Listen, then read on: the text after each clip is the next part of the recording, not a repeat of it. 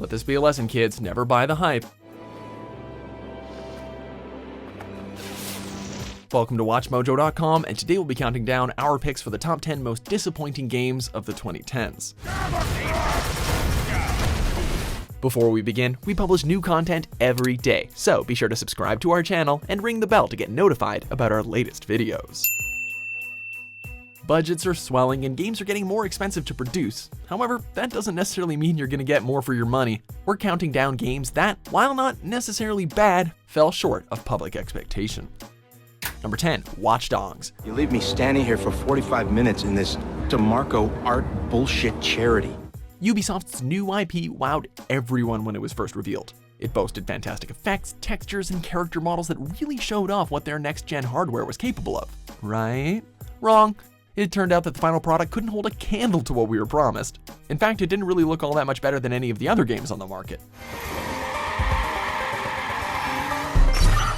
The open world and hacking-focused gameplay was a cool concept for a single-player game, but in multiplayer modes, gamers spent long stretches of time sitting around and hoping to not get noticed. That's not exactly what we'd call exciting. Number 9, Destiny. With blockbuster games like Halo and the other Halo games under their belt, Bungie's experience creating sci-fi first-person shooters was pretty much unchallenged. Producing Destiny should have been a pretty safe bet. While the core mechanics and gunplay were solid, many of the strikes and raids felt like they required the worst possible grind to obtain rare loot. Standing at the entrance of a cave and shooting blindly through waves of enemies doesn't sound fun, although they definitely patched that out. Future expansions fixed a lot of the issues gamers were expecting at launch, but those few months were daunting to say the least, and it doesn't seem like they've really learned their lesson with Destiny 2. Enemy captured Zone A. Number 8. Resident Evil 6. The 6th installment in Capcom's critically acclaimed survival horror franchise wasn't really bad on its own, but there was a noticeable drop in quality compared to other games in the series. With 3 separate campaigns featuring beloved characters both old and new, fans were expecting a return to form with this latest title. Instead, there was a shift to action-oriented gameplay that basically no one really wanted. Rather than isolation, tension, and sheer horror, gamers were given explosions and bullet sponge zombies that took forever to kill. Come on, man, why? Number 7, Metroid Other M. Get away from me!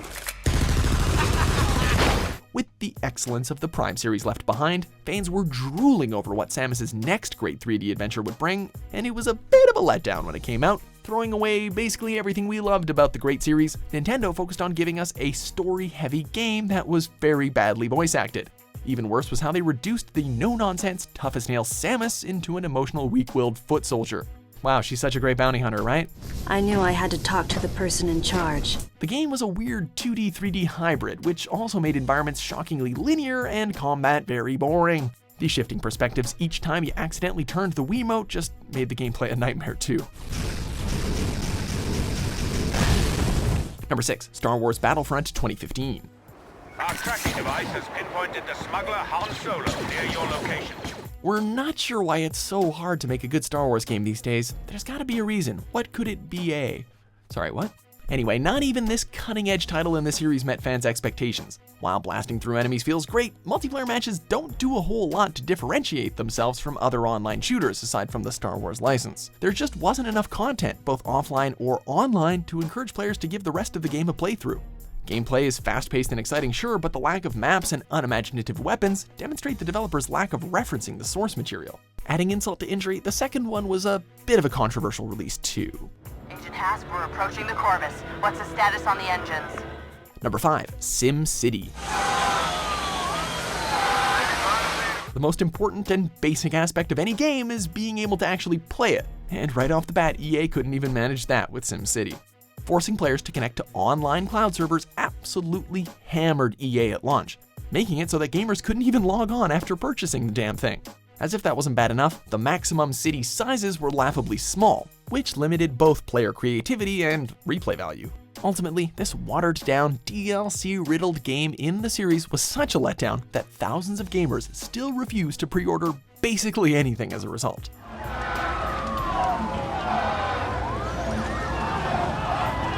Number 4, Final Fantasy XIII series.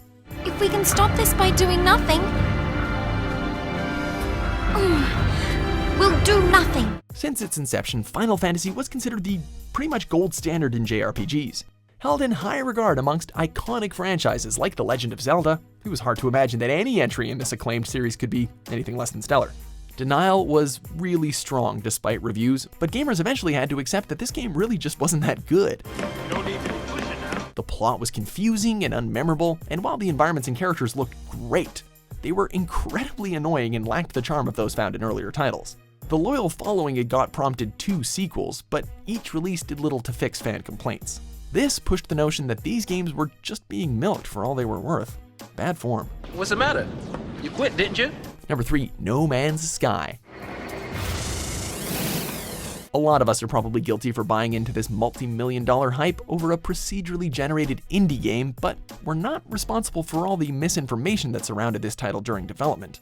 No, you can't really run into other players. Yes, you can actually make a beeline to see what's at the center of the universe within a few hours, and yes, the infinitely expansive game world has very little to offer gamers who are tired of aimlessly exploring and mining desolate planets.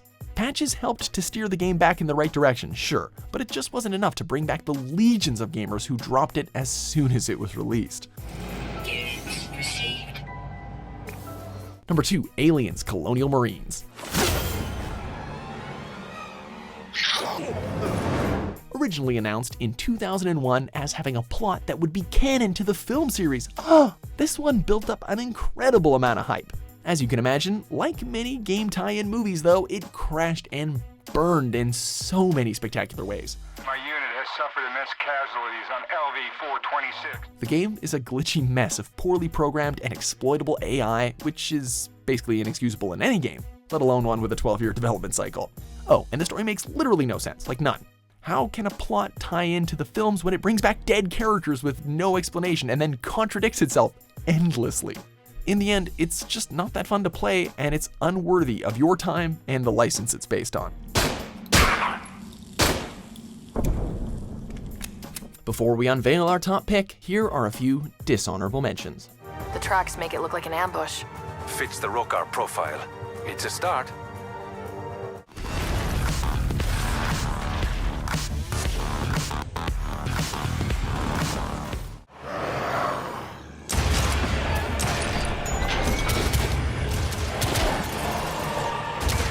Number 1, Duke Nukem Forever. A parody of action stars that spout one-liners while punching aliens in the face, Duke Nukem was the coolest guy around in the 90s. This ill-fated follow-up was announced in 1996, yeah, you heard that right, and the disappointment is every bit a product of that 15-year wait. When it was finally released, it seemed okay at first glance. The very average gameplay coupled with very acceptable graphics didn't ruin it. However, the iconic humor, while still present, too often shifted into cringeworthy moments, eventually removing any sense of nostalgia for the original, which is kinda hard. It's a shame, because this title really tarnished Duke Nukem's legacy. I've got a bad feeling about this. Do you agree with our picks? Check out these other great clips from WatchMojo and subscribe for new videos every day.